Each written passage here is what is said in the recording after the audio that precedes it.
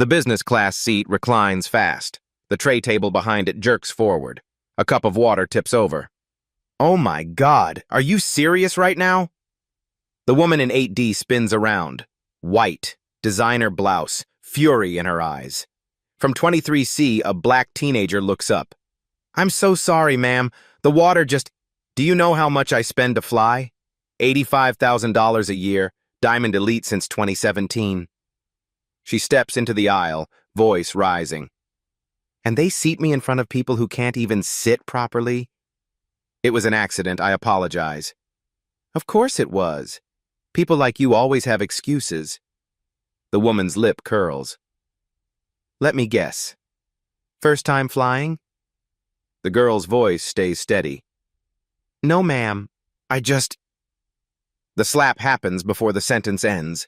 Skin on skin. Loud enough that row 14 hears it. The girl's hand touches her burning cheek. 160 passengers see it. No one moves. Then boots hit the cabin floor. Deliberate. Military. 3 stars on the shoulder. A father arrives. 18 minutes earlier, Gate B27 at Hartsfield-Jackson Atlanta International smells like burnt coffee and recycled air. Taylor Grant adjusts her backpack and checks her boarding pass one more time. Seat 23C, Basic Economy. Group 7, she's 16. Honor roll every semester since 6th grade. Captain of the debate team, nervous flyer. The gate agent's voice crackles over the speaker. We'll now begin boarding Group 7 for Flight 1583 to Minneapolis-St. Paul. Taylor stands. Her phone buzzes. A text from her grandmother lights up the screen. Can't wait to see you, sweetheart. Did you remember to pack a warm jacket? Taylor smiles and types back, Boarded. See you soon. The jetway slopes downward. Her sneakers squeak on the ribbed metal floor. Through the accordion walls, she hears the muffled roar of engines on the tarmac. March 14th, 2024. 2:15 in the afternoon. Ordinary Thursday. Ordinary flight. She's made this trip twice before, last Christmas, summer before that. Both times her dad flew with her. Lieutenant General James Grant. 30 years in the Army. Currently stationed at Fort Benning. He was supposed to be on this flight, too. Military thing came up, sweetheart, he'd said over breakfast. I'll catch the morning flight tomorrow. You'll be fine. Grandma's birthday party isn't until Saturday anyway. Taylor nodded. She's flown alone before. Just not this route. Inside the aircraft, a flight attendant with tired eyes points toward the back. Keep moving, please. All the way to the rear. Business class passengers already settled in their leather seats. Legroom for days. Complimentary drinks. A woman in 8D sips champagne and scrolls through her phone. Designer handbag tucked under the seat. Diamond Elite tag on her luggage. Taylor walks past. The scent of expensive perfume mixes with airplane cleaning solution. Row 23 sits near the galley. Fabric seats, narrow armrests. The overhead bin clicks shut with a hollow thud as she stores her backpack. She slides into 23C. Window seat. The plastic shade is already down. She raises it. Gray tarmac. Baggage carts. Wing stretching out like a steel arm. In her lap, a book. The Warmth of Other Suns by Isabel Wilkerson. Required reading for AP History. She's already finished it once. Reading it again because it feels important. Stories about people who left everything behind, searching for dignity in places that promised it but didn't always deliver. The seat cushion is thin. The fabric is rough against her jeans. Nothing like the buttery leather up front. But it doesn't matter. She's going to see her grandmother. 77 years old tomorrow. The woman who raised her mom. The woman who helped raise Taylor after her mom died 3 years ago. Cancer. Lymphoma. 41 years old. Taylor blinks hard, focuses on the safety card in the seat pocket. She's read it a dozen times, still reads it again, reads. The engines spool up. That deep vibration that starts in your chest before you hear it with your ears. The cabin door seals with a pressurized hiss.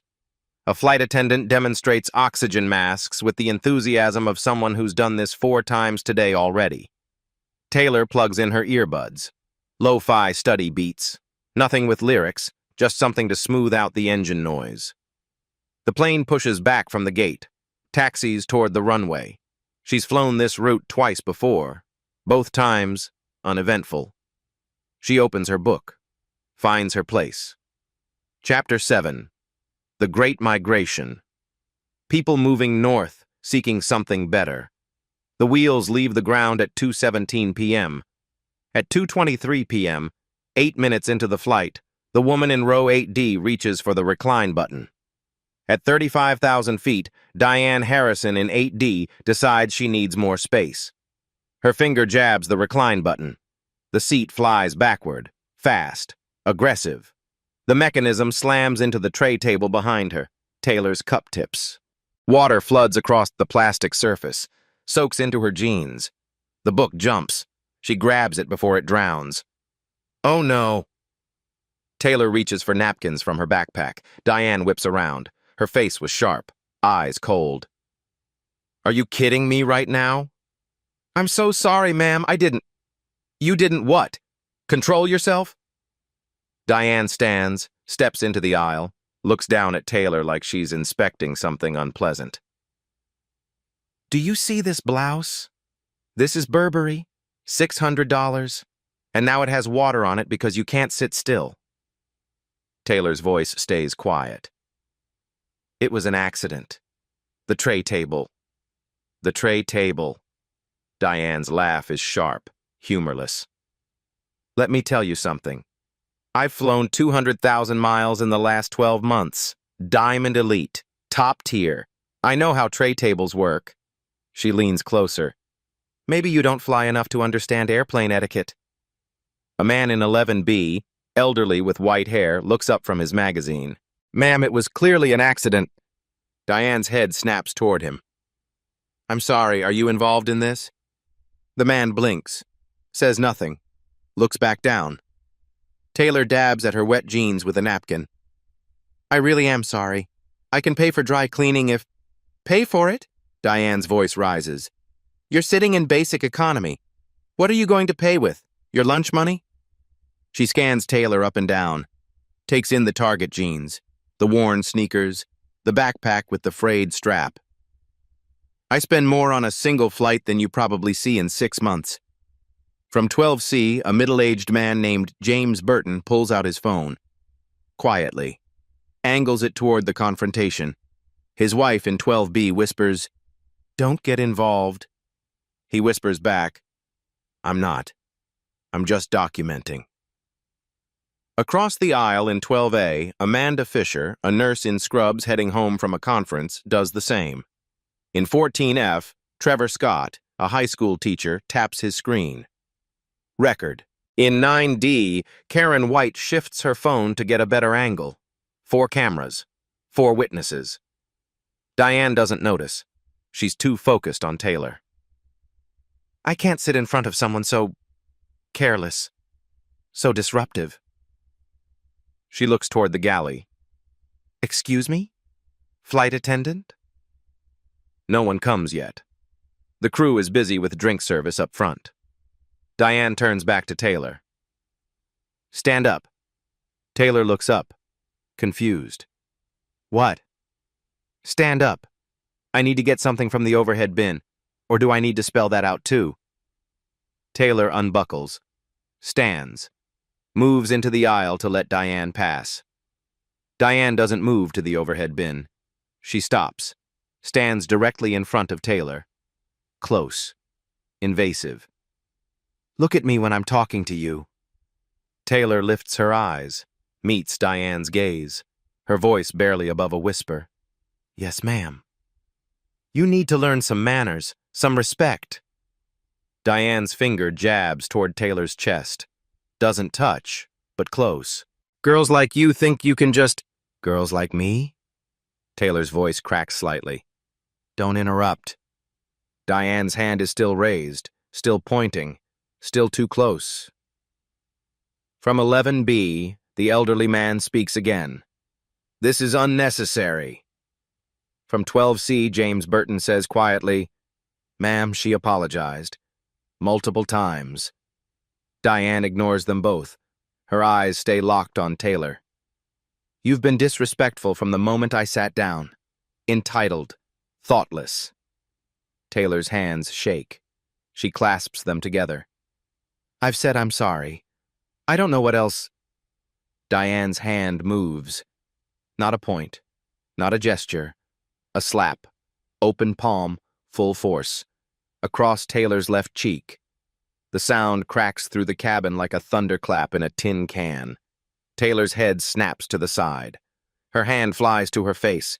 The burn spreads instantly. Hot. Stinging. Humiliating. For 2 seconds, the entire cabin holds its breath. Then the whispers start. A wave rolling backward through the seats. Passengers crane their necks. Some stand slightly to see. Others pull out phones. Taylor's eyes fill. She doesn't let the tears fall. Won't give Diane the satisfaction. But her cheek blazes red. The imprint of 4 fingers is already visible. Diane smooths her blouse, steps back, returns to 8D, sits down like nothing happened. Taylor stands frozen in the aisle. 16 years old. Alone. Burning. From the galley, footsteps approach. Finally. A flight attendant. But not for the reason Taylor hopes. The flight attendant who arrives is Jennifer, 34. 8 years with the airline.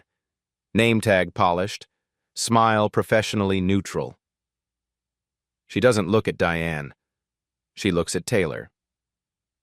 "Ma'am, I'm going to need you to take your seat and calm down." Taylor's hand is still on her cheek, still standing in the aisle. I didn't do anything. She hit me." Jennifer's smile doesn't change. "Let's not make a scene. Can you please lower your voice and sit down?" "I'm not making a scene." Taylor's voice cracks. "She slapped me, right here. People saw." From 12C, James Burton leans forward. "That's true. I saw the whole thing." "The girl did nothing wrong." Jennifer finally glances at him. Brief. Dismissive. "Sir, I appreciate your concern, but we have protocols for handling passenger disputes." "This isn't a dispute," James says. "This is assault."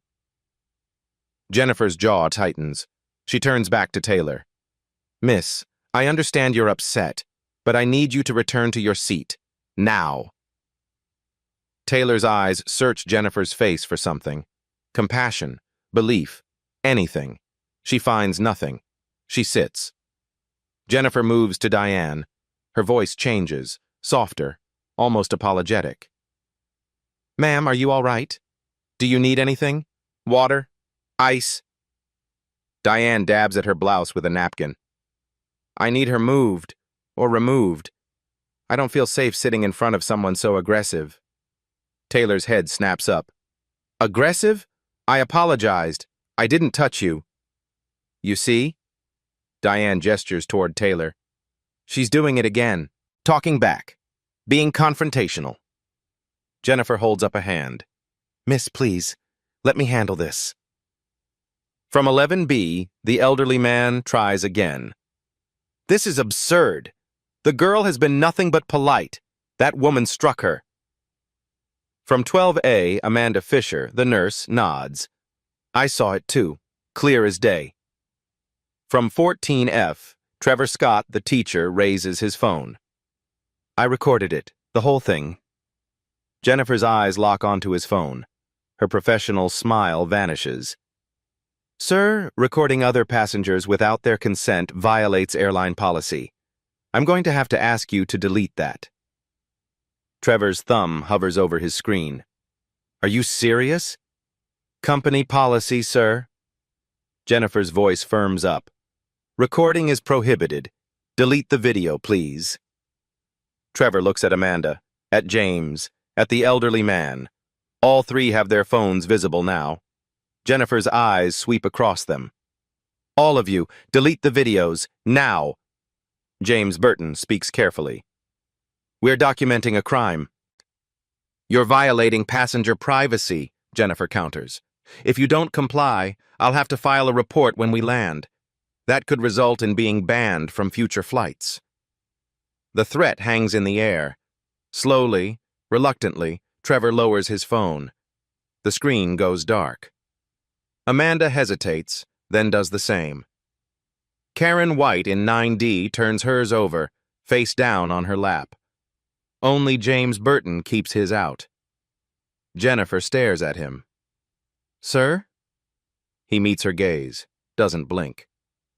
"I'll delete it when we land, after I've shown it to airport security." Jennifer's mouth becomes a thin line. "That's your choice, but you've noticed." She turns back to Diane. "Ma'am, we're already airborne, so I can't reseat you at this time. But I'll make a note in the incident report, and we can arrange for law enforcement to meet the aircraft when we land." Diane's eyebrows lift. "Law enforcement? For me?" "No, ma'am." Jennifer actually looks sympathetic. "For her." She nods toward Taylor. Taylor feels the floor drop out. "What? For me? She's the one who—" "Miss, you need to stop talking." Jennifer's voice cuts like a blade. "Right now, or this situation will get much worse for you." From the galley area, another flight attendant watches. Claire Bennett, 29, lead attendant. She's been listening through the intercom channel. Heard everything. Saw Jennifer arrive. Saw how this is being handled. Claire's hand hovers near the button that would let her interrupt. "Correct this. Say what actually happened." Her hand drops. She turns away. Returns to the forward galley. Begins prepping drinks for first class. Pretends she didn't see a 16-year-old girl get slapped. Pretends she doesn't know exactly what's happening. Later, she'll hate herself for this moment. But right now, she follows protocol. Protect the Diamond Elite member. De-escalate. Minimize liability. She's been trained for this. Page 47 of the handbook. Back in economy, Diane adjusts her position. Gets comfortable. Voice dripping concern. "I just want to get to Minneapolis safely, without any more incidents." She looks at Taylor. "Do you think you can manage that?" Taylor's jaw clenches. Her cheek still throbs. Her eyes still burn with tears she won't shed. "Yes, ma'am," she whispers. Diane smiles. "Good girl." The condescension in those two words hits harder than the slap. Jennifer steps back. "Everyone, please return to your seats. We'll be continuing with beverage service shortly." She looks at Taylor one final time. "And miss, keep your voice down and your hands to yourself for the remainder of the flight." Taylor stares at her lap. Nods. Jennifer walks away. The cabin slowly returns to its previous hum. Engines, air circulation, muffled conversations. Someone coughs. A baby cries 3 rows up. Taylor pulls out her phone. Her hands shake. She opens her messages. Finds her dad's name. Types, "Dad, something happened. Can I call you?" She stares at the screen, waiting for the 3 dots that mean he's typing back. Nothing. She remembers. He's probably still at Fort Benning. In a meeting. Phone off. She puts the phone away. Face down on the tray table. Still damp from the spilled water. From 12C, James Burton catches her eye. Mouths, "I still have the video." Taylor doesn't respond. Doesn't know if that matters. Diane's seat reclines again. Slower this time. Deliberate. The seat back presses toward Taylor's knees. A reminder. Of who holds the power here. Of whose comfort matters. Taylor pulls her knees up. Makes herself smaller. Takes up less space, like she's supposed to. What Taylor doesn't know, what no one on this flight knows yet, is that 30,000 feet below them, at Fort Benning, Lieutenant General James Grant just got cleared from his meeting 2 hours early, and he's walking toward the airport. Fast. 14 minutes pass. Beverage service reaches row 23. Taylor declines everything, Her stomach is knotted too tight for ginger ale. From 8D, Diane's voice drifts back, loud enough to carry. Intentional. Some people just aren't raised right. My daughters would never behave that way. Manners matter. Respect matters. Taylor closes her eyes, counts to 10. Her debate coach's voice in her head. Don't engage. Don't give them the reaction they want. At 2:35 p.m., 23 minutes into the flight, the cabin door between first class and business opens. Footsteps. Not the shuffle of a businessman heading to the lavatory. Not the quick clip of a flight attendant. Something different. Measured. Deliberate. Each step landing with purpose. The sound makes people look up. Military boots have a different cadence than civilian shoes. Heavier sole. Firmer strike. The kind of sound that announces authority before a word is spoken. A man moves through business class. 6'1", broad shoulders. Dress blue uniform. The kind you wear for official business. For ceremonies. For moments that matter. 3 silver stars on each shoulder. Lieutenant General. The man in 7C, a corporate lawyer scrolling through emails, glances up. His spine straightens involuntarily. Old instinct. Some presence commands posture. In 6A, a woman nudges her husband. Whispers, "Is that a general?" The general doesn't look left or right. His eyes are fixed on something toward the rear of the aircraft. His jaw is set. His hands loose at his sides, controlled, calm, but moving fast. Diane, still reclined in 8D, doesn't notice. She's texting someone, complaining about her flight, about the girl behind her, about having to sit near those people. The general passes row 8, passes row 11, row 12, row 14. Passengers turn in their seats, watch him. The way you watch a storm moving across a plain.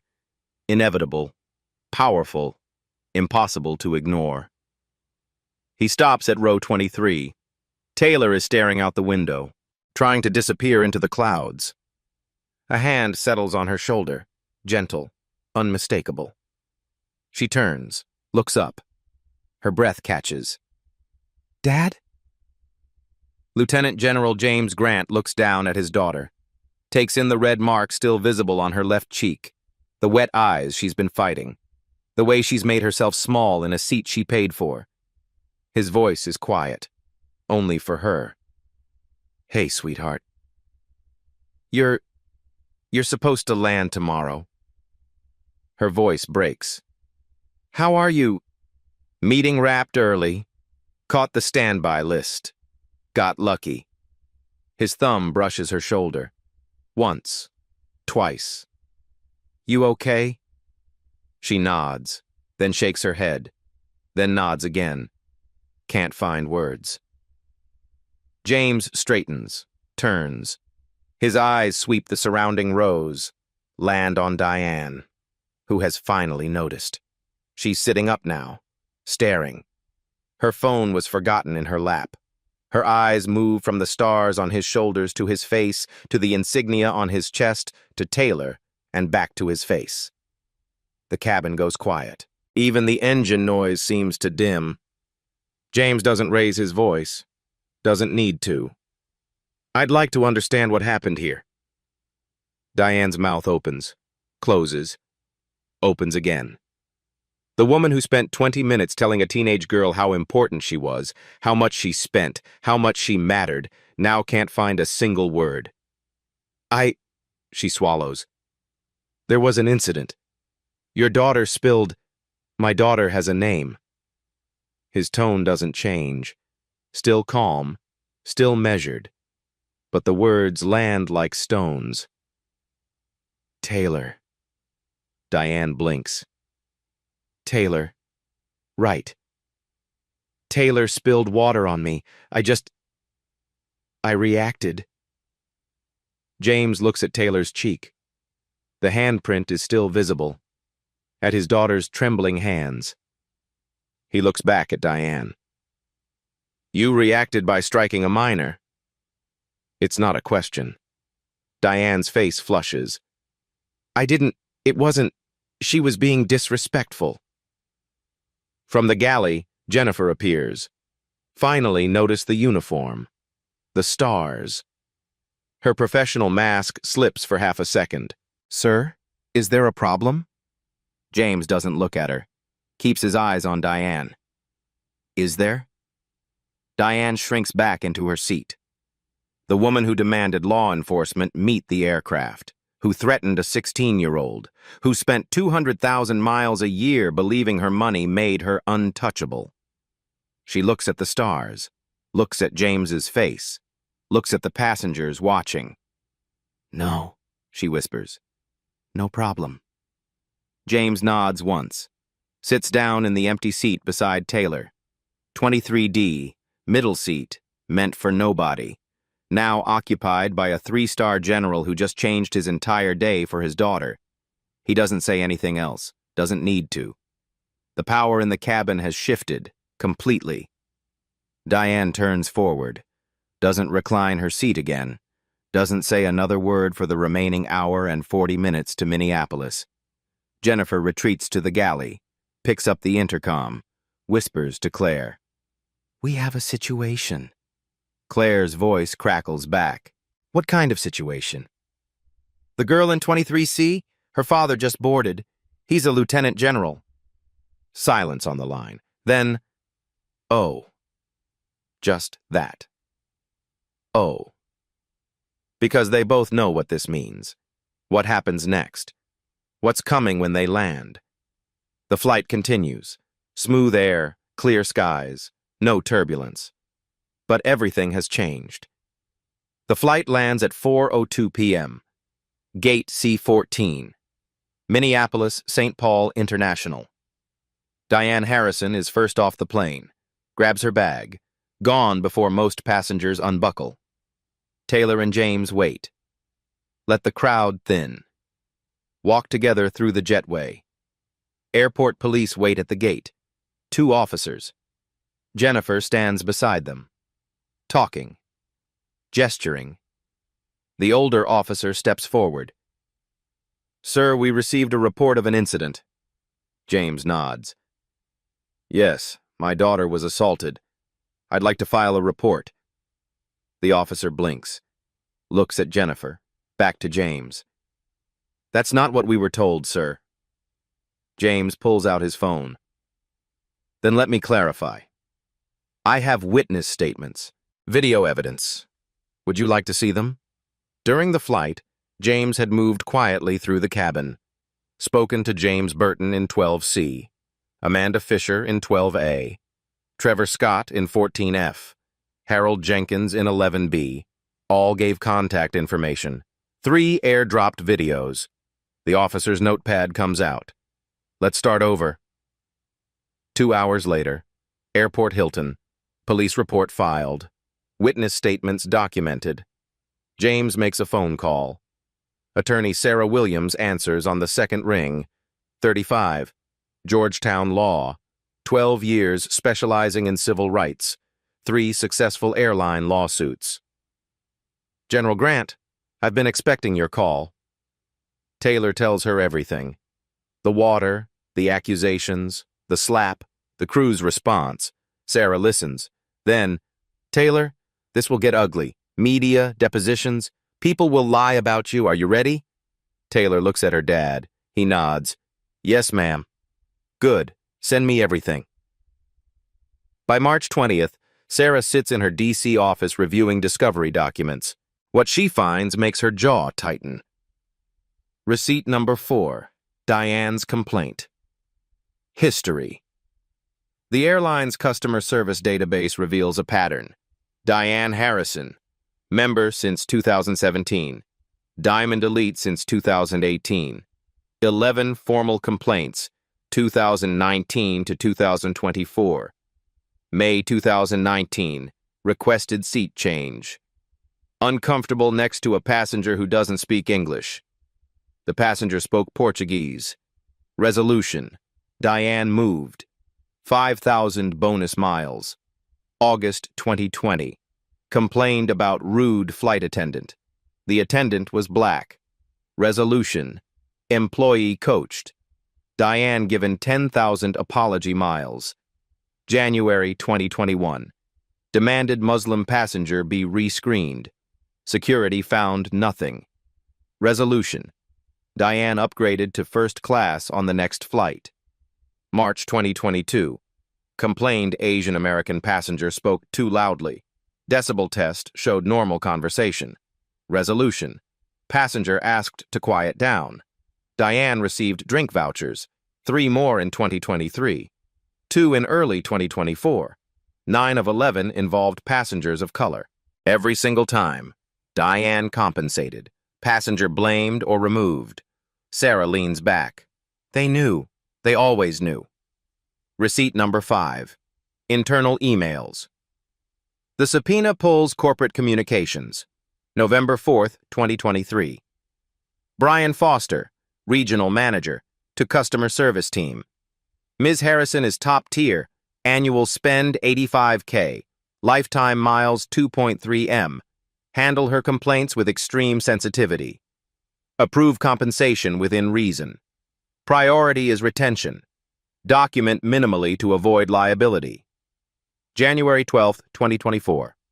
Brian Foster, to Flight Operations.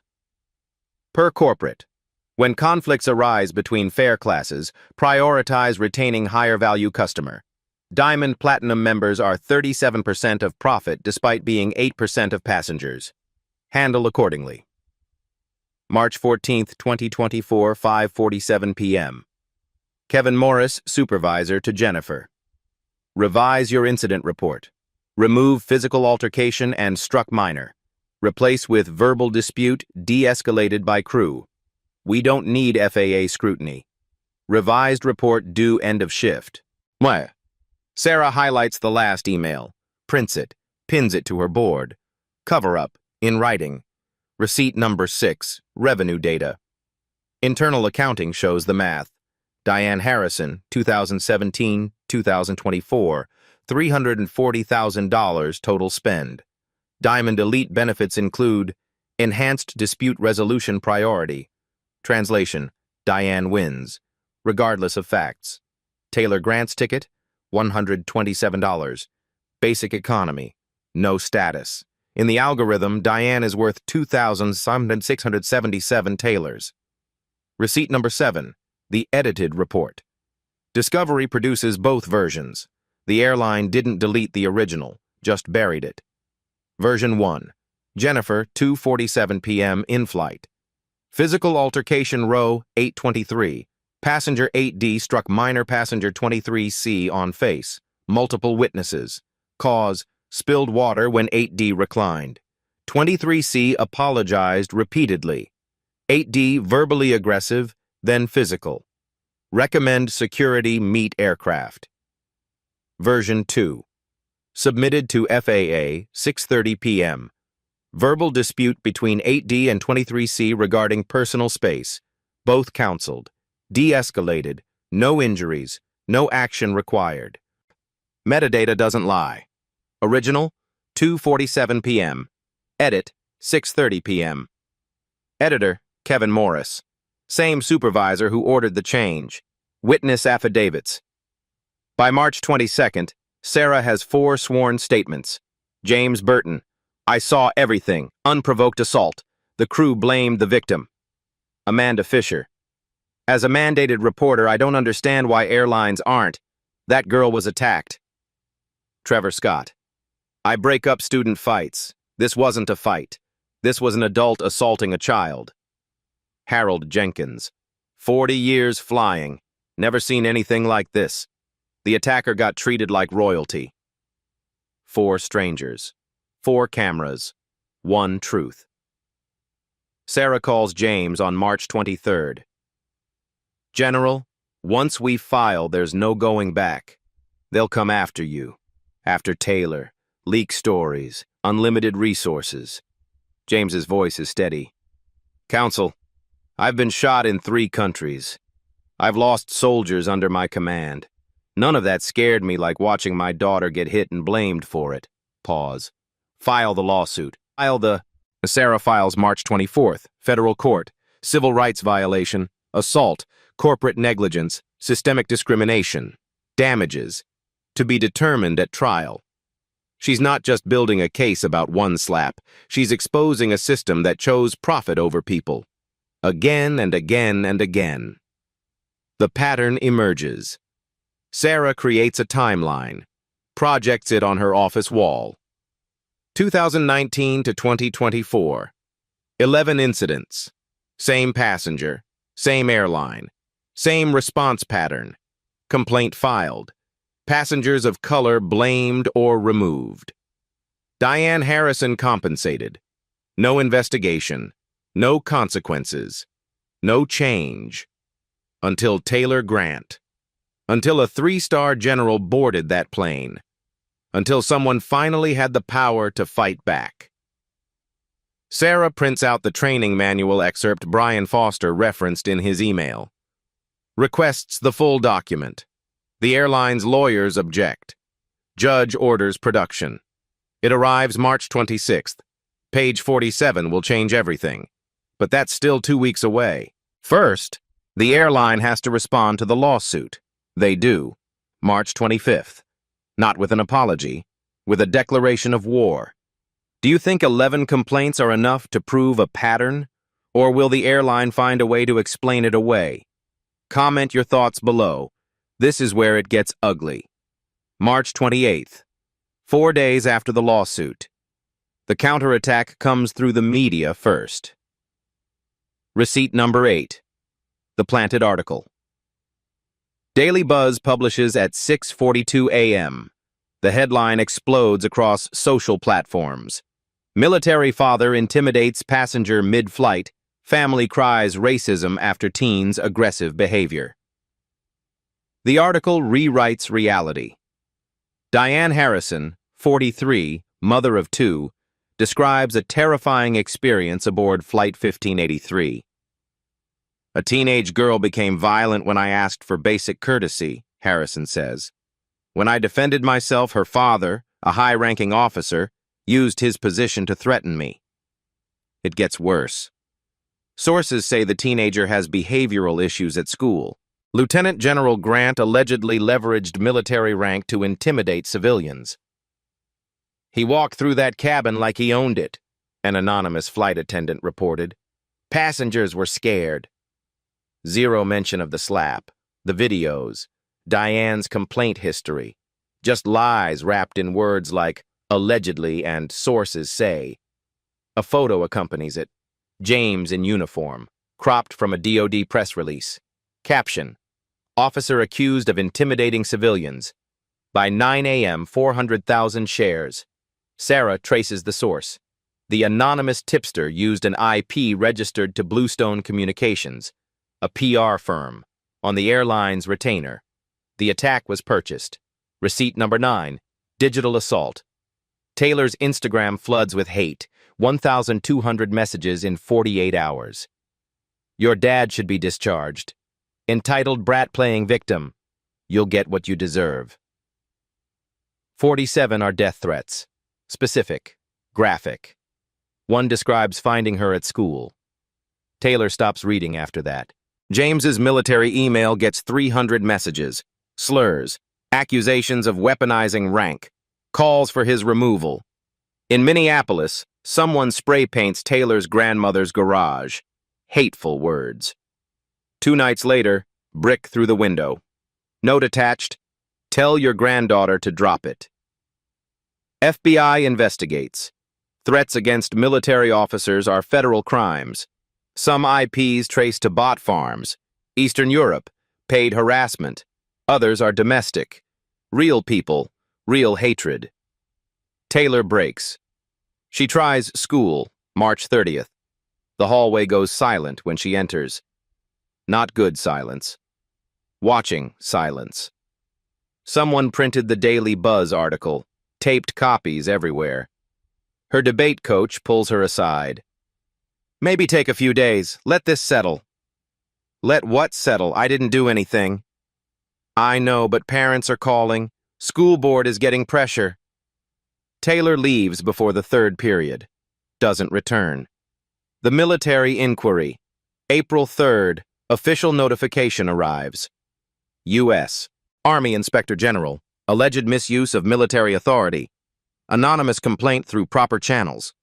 Allegation: Lieutenant General Grant improperly used rank to intimidate civilian passenger, bringing disrepute upon armed forces. Standard procedure. But this is different. This could stall promotion, mark his record, stain 30 years of service. His CO calls. Jim, did you threaten anyone? No, sir. I asked what happened. Calmly. Did you identify as a general? I wore dress blues, sir. Just came from the ceremony.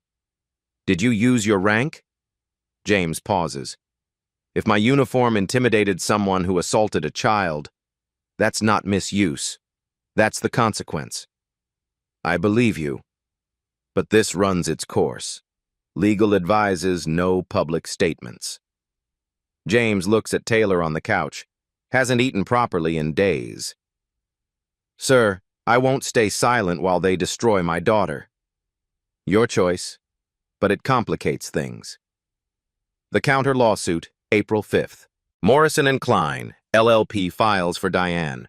Defamation, emotional distress, false accusation, demand, $2.5 million, plus a public apology, plus Taylor's permanent silence. Press conference. Diane at the table, makeup perfect, tissue ready. Her attorney speaks.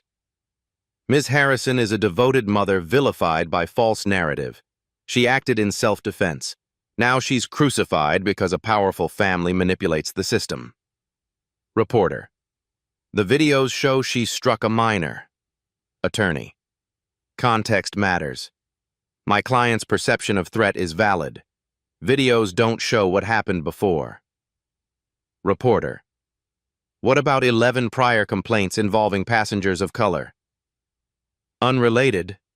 We won't dignify baseless accusations. Diane speaks, voice trembling.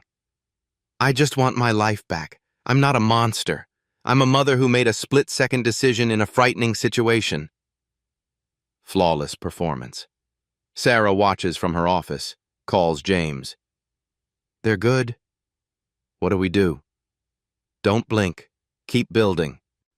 Taylor wants to quit. Sarah closes her eyes. Let me talk to her. Taylor's voice comes on, small, broken. Ms. Williams, they want you to quit. That's the strategy. Overwhelm you, exhaust you. But if you stop, this happens to the next girl, and the next. I'm 16, I can't do this. Give me 1 week. If you still want out, I'll respect it. 1 week. Silence. Okay? 1 week. April 8th. Taylor hasn't left the house in 5 days. The internet decided. She's guilty. Her father's guilty. The lawsuit's a scam. Then, April 12th. An email arrives. Subject: I'm sorry I didn't speak sooner. Sender: Claire Bennett, flight attendant, lead crew in 1583. The woman who watched everything, who said nothing. Until now. Taylor's bedroom door stays closed for 3 days straight. James sits outside it, back against the wall, coffee going cold in his hand. Taylor, talk to me. Silence. He tries again. Sweetheart, please. From inside, her voice comes muffled, raw. They're right, Dad. Maybe I did something wrong. Maybe I... Stop! His voice cuts through the door, gentle but firm. Don't let them rewrite what happened. But what if... Taylor, open the door. 10 seconds pass. Then the lock clicks. She stands there. Hasn't slept in 48 hours. Eyes swollen. Still wearing the same clothes from 2 days ago. I just wanted to visit Grandma. Her voice cracks. That's all. Why is this happening? James has no answer. Has spent 30 years leading soldiers, giving orders, solving problems. Can't solve this. He opens his arms. She collapses into them. 16 years old and the world is crushing her. They sit on the floor.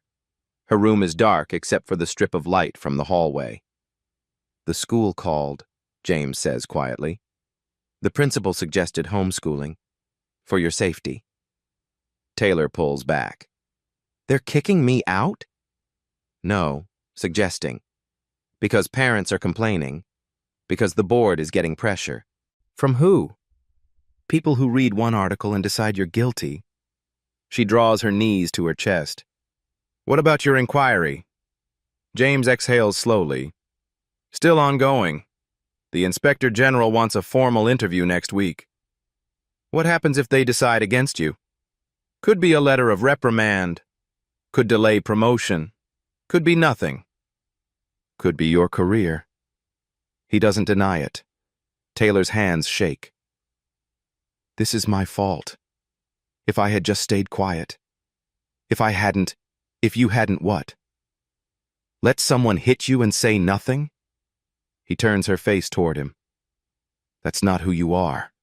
That's not who I raised you to be. But look what it's costing you. James is quiet for a long moment. Then he stands, walks to her desk, opens his laptop, pulls up his email, shows her the Inspector General notification, then shows her the threatening messages, the hate mail, the accusations, then he closes the laptop. You see all that? She nods.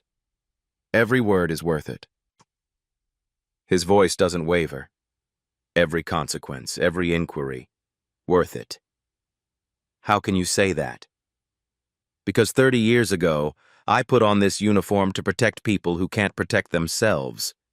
I've done that in combat, in peacetime, in 3 countries. He kneels beside her. But the most important person I've ever protected is sitting right here. Taylor's eyes fill again. What if we lose? Then we lose standing up, not on our knees. She leans against him. They sit in silence. The house is quiet around them. Outside, a car door slams. Neighbor coming home. Normal life continues while theirs falls apart. James's phone buzzes. He ignores it. It buzzes again. Taylor pushes him gently. Answer it. He checks the screen. Unknown number. Almost dismisses it. Then sees the email notification below it. From Claire.Bennett. 95, gmail.com. Subject, I'm sorry I didn't speak sooner. His thumb hovers over it. What is it? Taylor asks. James opens the email, reads the first 3 lines. His expression changes. Dad? He hands her the phone. Taylor reads, My name is Claire Bennett. I was the lead flight attendant on your flight March 14th. I watched what happened. I did nothing. I've spent 3 weeks hating myself for that. I can't stay silent anymore. I have information, evidence, things the airline doesn't want you to know. I'll testify. I'll break my NDA if I have to. They can sue me. I don't care. What happened to you was wrong, and I'm done protecting people who profit from wrong. Please call me. Below the message, a phone number, an address, and 3 attached files. Taylor looks up at her father. For the first time in days, something besides despair crosses her face. Is this real? James scrolls through the attachments, audio files, internal crew communications, documentation. Yeah. He stands, pulls out his phone. This is real. He dials Sarah Williams. She answers immediately. General? We just got an email. From the lead flight attendant. She's ready to talk. Silence on the line. Then Sarah's voice, sharp with focus. Don't touch anything. Don't respond yet. I'm coming to you. I'll be there in 4 hours. She pauses. This changes everything. Taylor is still on the floor, still holding James's phone, still reading Claire's words. I'm done protecting people who profit from wrong. She looks up at her father. Are we going to be okay? James doesn't lie to her, never has. I don't know yet, but we're not alone anymore. Taylor stands, walks to her window, opens the curtain for the first time in 3 days. Late afternoon sun floods in. April light. Still cold, but getting warmer. She takes a breath.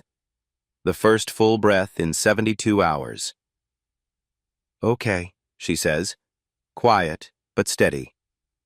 1 more week. Receipt number 10. Claire Bennett breaks silence. April 13th. Sarah Williams drives to Minneapolis. Meets Claire Bennett at a coffee shop 3 blocks from Claire's apartment. Claire is 29. 7 years with the airline. Lead attendant for 2. Dark circles under her eyes. Hands wrapped around a cup she hasn't touched. I signed an NDA, she says. First words. They'll sue me for this. Sarah sets her recorder on the table. They might. Are you sure? Claire nods. I haven't slept since that flight. Every time I close my eyes, I see that girl's face. The way she looked at me. Like I could help. Like I should help. But you didn't. No. Claire's voice drops. I followed protocol. Protected the Diamond member. Minimized the incident. Did exactly what I was trained to do. She looks up. And I hate myself for it. Sarah presses the record. Tell me everything. Claire does. 90 minutes. No breaks. The internal communication channel. Jennifer calling from the economy, reporting the slap. Claire's supervisor cutting in immediately. Diamond Elite involved? Handled delicately. The instruction to revise the incident report. The pressure to make it disappear. The training they all received. Page 47. Revenue tier conflict resolution. Protect high-value customers. Always. When Claire finishes, Sarah has 17 pages of notes. I'll file a sworn affidavit, Claire says. I'll testify in court, whatever you need. You'll lose your job. I know. Claire's jaw sets. But I can get another job. I can't get another conscience. Receipt number 11. The passenger coalition word spreads. Social media does what it does best. Amplifies.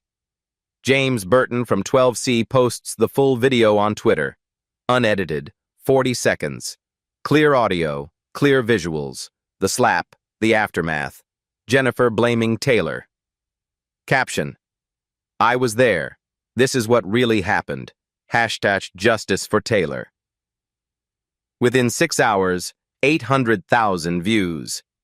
Amanda Fisher shares her nursing perspective. I'm a mandated reporter. I see abuse. I report it. Why doesn't an airline have the same obligation? Trevor Scott writes a thread. Teacher's voice, measured, devastating.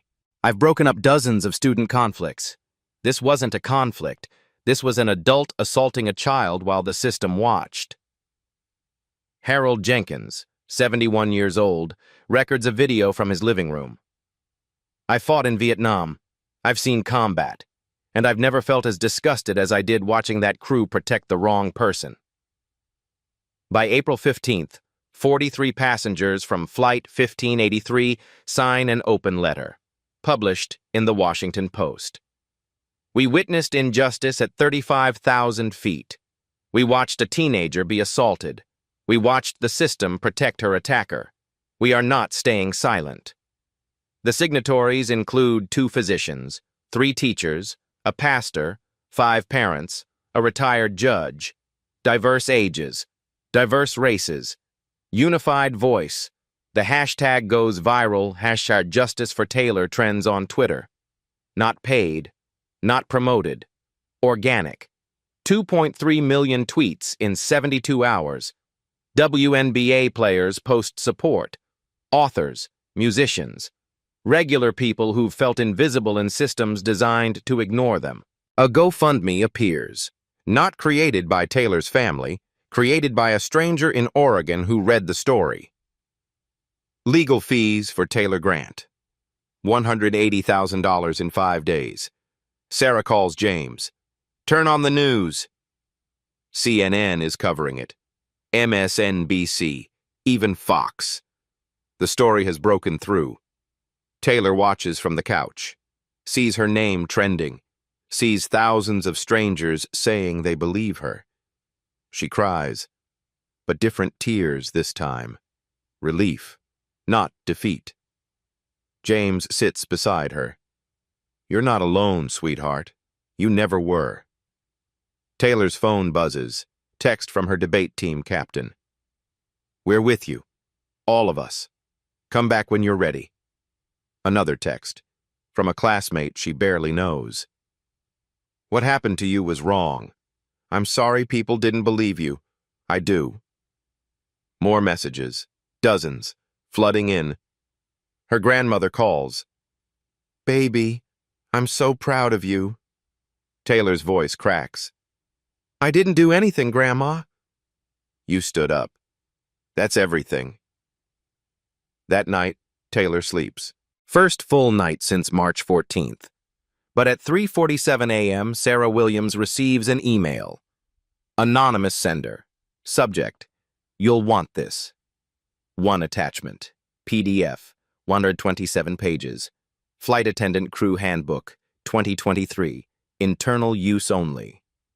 Sarah opens it, scrolls to page 47, read 3 paragraphs. Her hand goes to her mouth.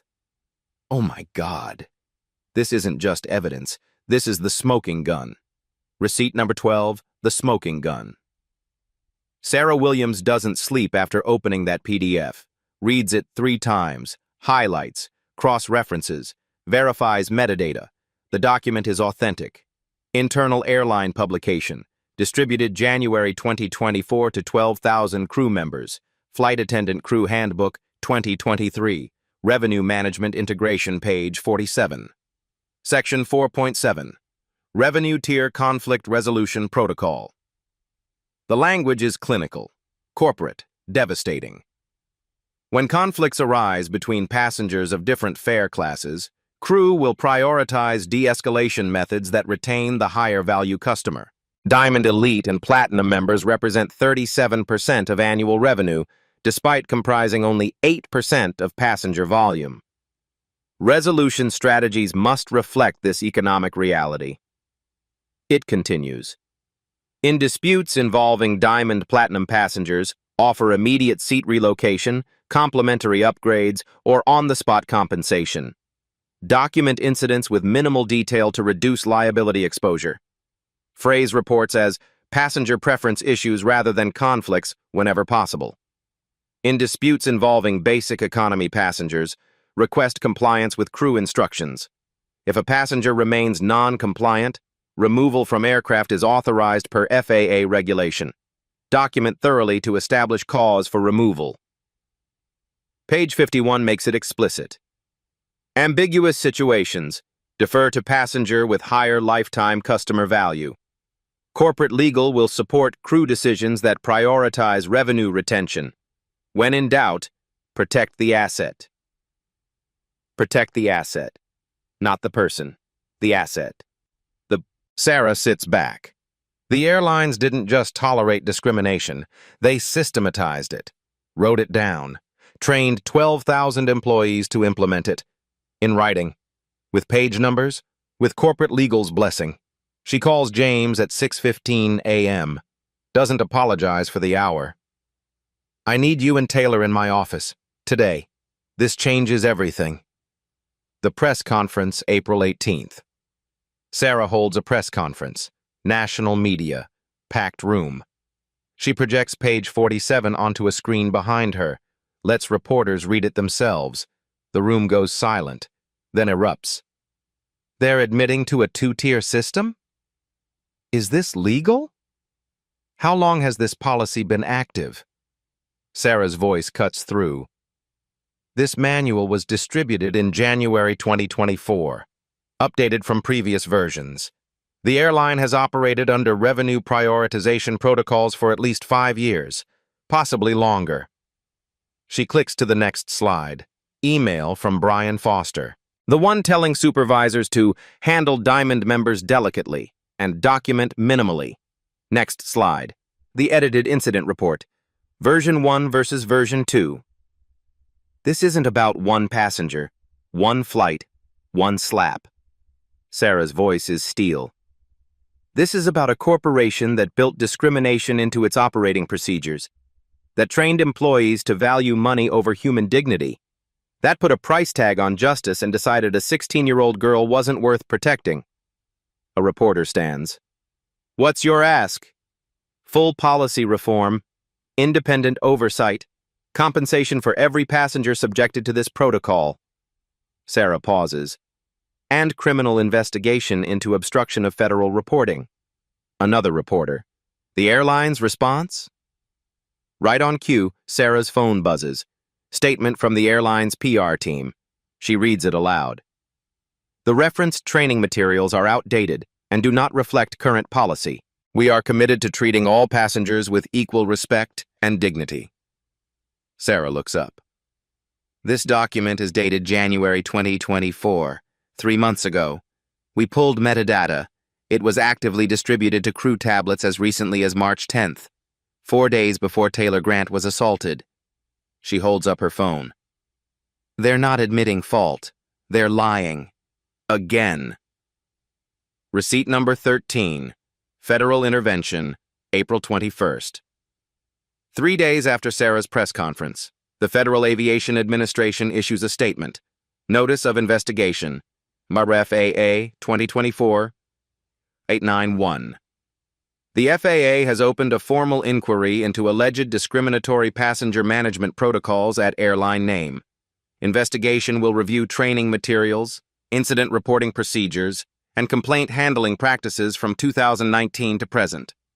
Potential violations include failure to maintain a safe operating environment and obstruction of mandatory incident reporting.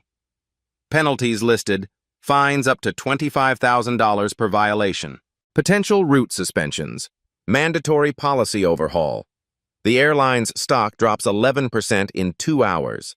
Within 24 hours, 3 more passengers file lawsuits. Different airlines, similar stories. The floodgates open. Senator Elizabeth Warren calls for congressional hearings. If one airline has a pay-to-discriminate policy, how many others do? Taylor watches the news with her father, sees her case becoming something bigger. A movement. A reckoning. Dad, did we do this? James squeezes her hand. You did this, by refusing to disappear. That night, the airline's CEO released a video statement. Damage control. Too late. But Sarah knows the real battle is still ahead. May 8th. Federal Courthouse. Preliminary injunction hearing. Diane Harrison will have to testify. Under oath. On record. With videos playing. With training manuals entered as evidence. With 43 witnesses ready to contradict every word. Sarah closes her laptop. Looks at Taylor sitting across from her. Ready? Taylor nods. Ready. Receipt number 14. The Reckoning, May 8th. U.S. District Court, Northern District of Georgia. Judge Patricia Moore presiding. 61 years old. 20 years on the bench. Reputation for zero tolerance of theatrical bullshit. The courtroom smells like wood polish and old law books. 47 people in the gallery. Every major outlet has a reporter present. Taylor sits beside Sarah. James behind them in civilian clothes. Dark suit. No uniform. Sarah's advice: let them see the father, not the general. Across the aisle, Diane Harrison. 3 attorneys from Morrison and Klein. Expensive suits. Confident postures. Not for long. Judge Moore enters. Everyone stands. Be seated. We're here for preliminary injunction and evidentiary hearing in Grant v. Harrison and National Airways. Ms. Williams, call your first witness. Sarah stands. The defense, Your Honor. Ms. Diane Harrison. Diane's lead attorney objects. Your Honor, this is highly irregular. Overruled. This is my courtroom. Ms. Harrison, take the stand. Diane walks forward, heels clicking on marble, hand on the Bible. Swears to tell the truth. Sarah approaches. No notes. Doesn't need them. Ms. Harrison, did you strike Taylor Grant on March 14th aboard Flight 1583? Diane's voice is practiced, sympathetic. I reacted defensively to an aggressive situation. That's not what I asked. Did you strike her? Yes or no? Yes. But she... Thank you. You've confirmed the assault of a minor. Sarah doesn't pause. You stated in your deposition that Taylor was verbally aggressive. What did she say that was aggressive? Diane blinks. She was rude, disrespectful. Quote her exact words. I don't remember exact. You remember feeling threatened enough to hit her, but you don't remember what she said. She had a tone.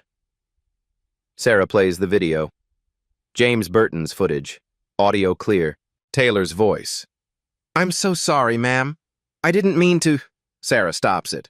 That's aggressive? Diane shifts. You don't understand the context. Help me understand. You told the police she spilled water on you deliberately. Yes. Sarah displays the video. Different angle. Shows the seat reclining, the tray table jerking, physics causing the spill. Where's the deliberate action, Ms. Harrison? Silence. Sarah continues. You told Daily Buzz that Taylor became violent. Define violent. She was confrontational.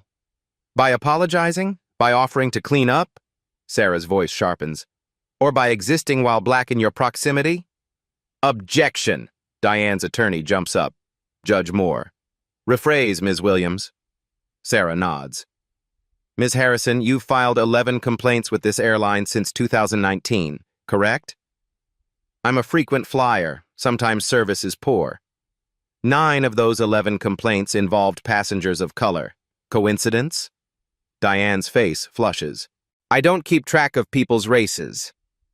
Sarah pulls out the complaint records, reads them aloud. Each one.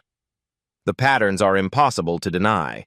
Diane's answers start contradicting. First, she says she barely touched Taylor. Video shows a full force slap. Then she claims she feared for her safety. Video shows Taylor seated, not moving. She insists she asked politely for courtesy. Witnesses state she was verbally abusive from the start. She swears she didn't know the girl's age.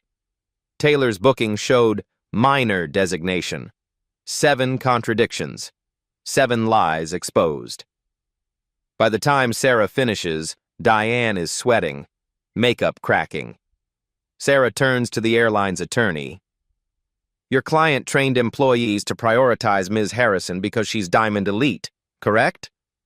The attorney stands, clears his throat. Your Honor, we acknowledge that certain training materials contained unfortunate phrasing. Unfortunate? Sarah projects page 47 on the screen. Protect the asset. That's unfortunate phrasing. We've since revised. When? Before or after this lawsuit? The attorney looks at his shoes. After. So for 5 years, you operated under a policy that told crew to value passengers by revenue, to document incidents minimally, to remove basic economy passengers while protecting Diamond members. Yes or no? Long pause. Yes. The courtroom erupts. Judge Moore's gavel cracks 3 times. Order! She looks at Diane. At the airline's attorneys, at the evidence scattered across screens and tables. I've heard enough. Her voice could cut glass. Preliminary injunction is granted. National Airways is prohibited from using the revenue tier as a factor in conflict resolution, effective immediately. She turns to Diane. Ms. Harrison, you are banned from National Airways pending resolution of criminal charges the DA may wish to file. Diane's face goes white. Judge Moore continues. This court will not tolerate systematic discrimination disguised as customer service. Ms. Grant, you and your father have shown remarkable courage. This country owes you both. Gavel falls. Final. Outside, reporters swarm.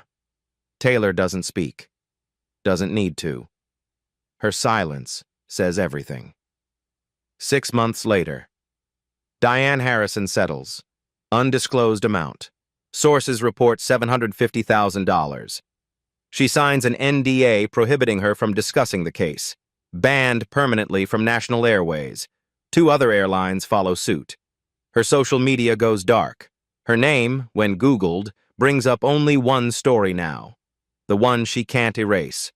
National Airways pays $4.2 million in FAA fines. CEO Richard Hayes resigns. The board calls it mutual decision. Everyone knows better. Page 47 is deleted. The entire training program was rewritten. Claire Bennett helps write it. She was fired, then reinstated after public outcry. Now she's senior training supervisor. Teaches the crew that passengers are people first. Always. The Army Inspector General dismisses all charges against James Grant. Letter of commendation added to his file. Exemplary conduct in defense of family and values. Taylor returns to school in September. Senior year. Still captain of the debate team. Applications to Howard, Spelman, Georgetown. Essay topic. What happens when systems fail and people refuse to stay silent? She uses the settlement money to establish the Taylor Grant Scholarship for students who've faced discrimination and fought back. Some slaps echo louder than others. This one echoed through boardrooms and federal agencies, through policy manuals and congressional hearings, through 11 million passengers who now fly under fairer skies. Because one 16-year-old girl refused to disappear. Because her father wore 3 stars and showed up. Because strangers became witnesses. Witnesses became allies. Allies became a movement. Dignity isn't negotiable. Neither is justice. Sometimes the quietest power changes everything. If this story moved you, share it. Subscribe. Because stories like Taylor's need to be heard. Drop a comment. What would you have done in that moment? When you saw injustice but intervening felt impossible? Your voice matters. Use it.